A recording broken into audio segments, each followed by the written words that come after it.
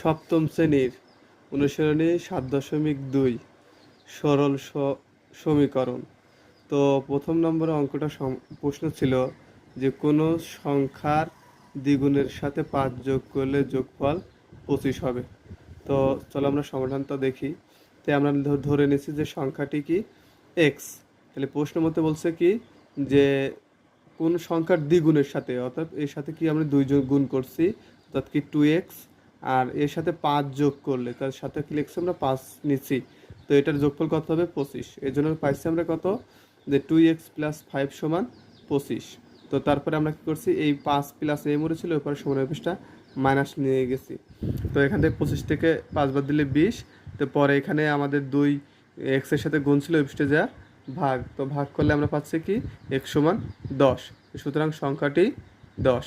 তো আমরা দ্বিতীয় সংখ্যা প্রশ্নটা যা ছিল যে কোন সংখ্যার সাথে 27 বিয়োগ করলে বিয়োগফল -21 হবে, ঠিক সেম উপায়ে আমরা যে সংখ্যাটি ধরে নিছি x। প্রশ্ন মতে সংখ্যাটি থেকে আমরা কী করলাম, 27 বিয়োগ করছি, বিয়োগফল আমাদের ছিল কত, 21 হবে। তো এবার 27 মাইনাস ছিল, এরপর আমরা কী করছি, প্লাস করছি। তো এখান থেকে আমরা যদি বিয়োগ করি, অর্থাৎ কি প্লাস মাইনাসে মাইনাস, অর্থাৎ কি 27 থেকে 21 বাদ দিলে 6। আর প্রথমজন বড় সংখ্যার সামনে চিহ্ন হয়, তো বড় সংখ্যা যেহেতু আমার 27 ছিল, 27-এর সামনে প্লাস হয়, আর প্রথমজনের সামনে প্লাস লিখতে হয় না, অর্থাৎ কি আমরা সংখ্যাটি পেলাম কত, 6। তো সুতরাং সংখ্যাটি হলো 6।